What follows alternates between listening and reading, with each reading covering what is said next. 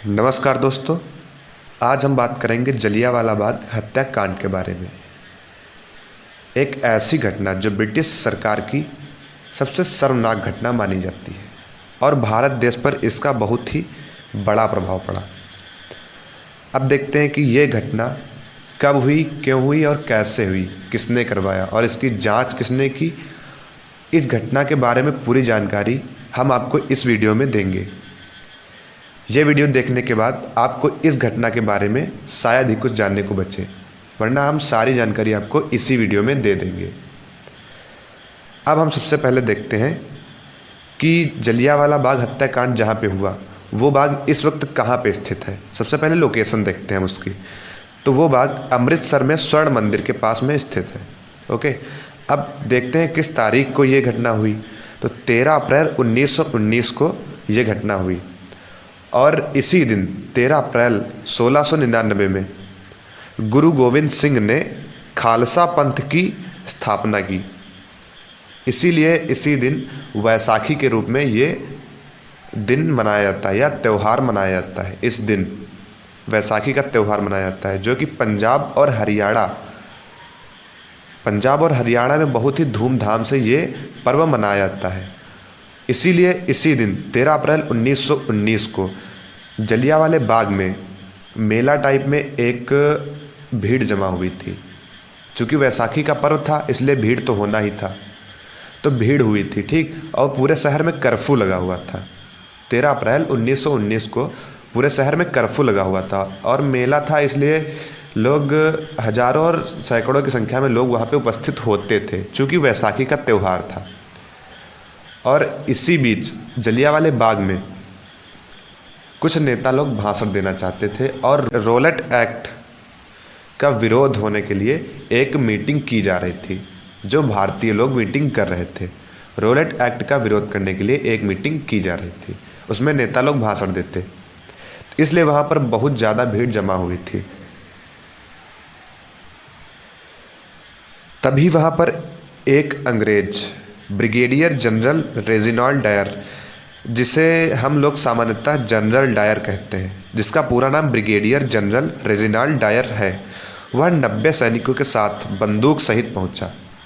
चूंकि वो तोप भी ले गया था, लेकिन वहां पर जलियांवाले बाग में अंदर घुसने के लिए एक सकरा रास्ता था जिसमें तोपें अंदर नहीं जा पाई थी, तो वो सिर्फ सैनिकों के साथ बंदूकों के साथ पहुंचा था, जिसने लगातार 10 मिनट में लगभग 1650 राउंड गोलियां फायर की थी। मतलब कि 10 मिनट में लगभग 1650 राउंड गोलियां फायर करवा दी थी। ओके, अब गोली जब चली तो पूरे जलियांवाले बाग में अफरा तफरी मच गई, तो सभी लोग इधर उधर भागे और रास्ता सिर्फ एक सकरा रास्ता था वहां से निकलने के लिए, और एक उसी बाग में एक कुआं बना था। तो कुछ लोग अपनी जान बचाने के लिए कुआं में कूद गए, तो कुछ लोग नहीं, जितने लोग जान बचाना चाहेंगे वो लगभग सारे लोग कुआं में कूदने की कोशिश की होगी। तो लगभग सिर्फ कुआं में ही लगभग 120 कुआं में मिले। अब आगे देखते हैं कि कितने लोग शहीद हुए और कितने लोग घायल हुए। इस कांड में कितने लोग शहीद हुए और कितने लोग घायल हुए, ठीक।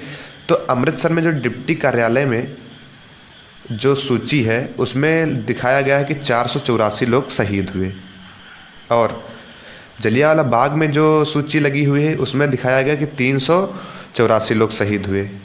ये अप्रॉक्सीमेटली डेटा है, एकदम क्लियर डेटा शायद किसी को पता हो, लेकिन अप्रॉक्सीमेटली ये डेटा माना जाता है।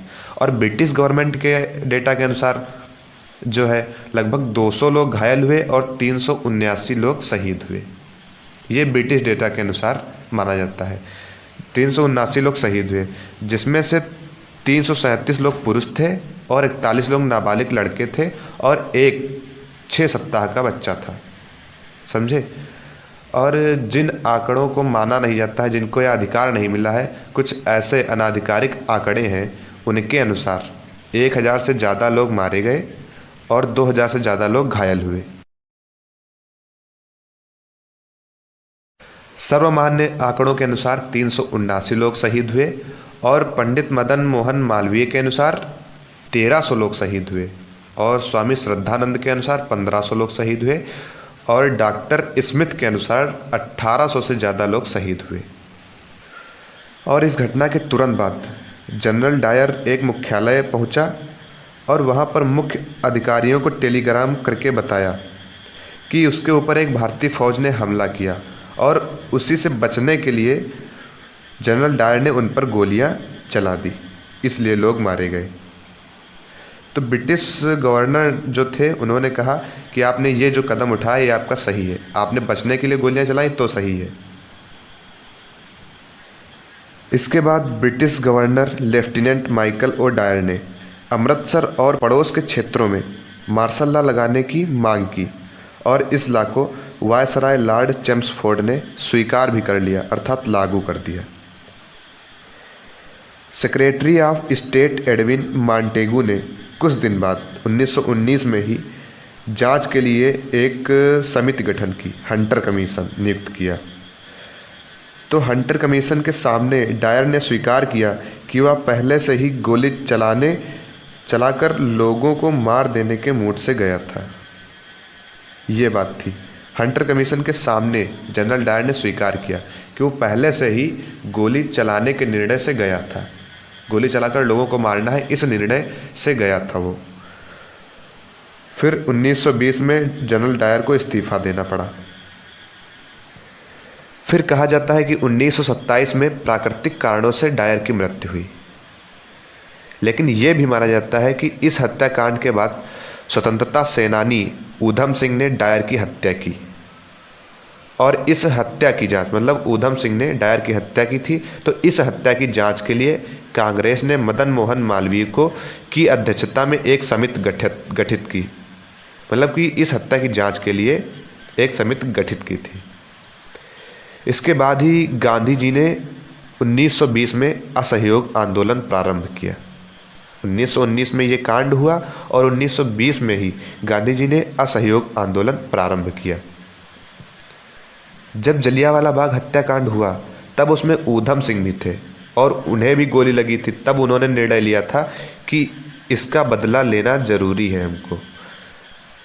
तो 13 मार्च 1940 को उन्होंने लंदन के कैक्सटन हॉल में British lieutenant governor Michael O Dyer को गोली चलाकर मार डाला।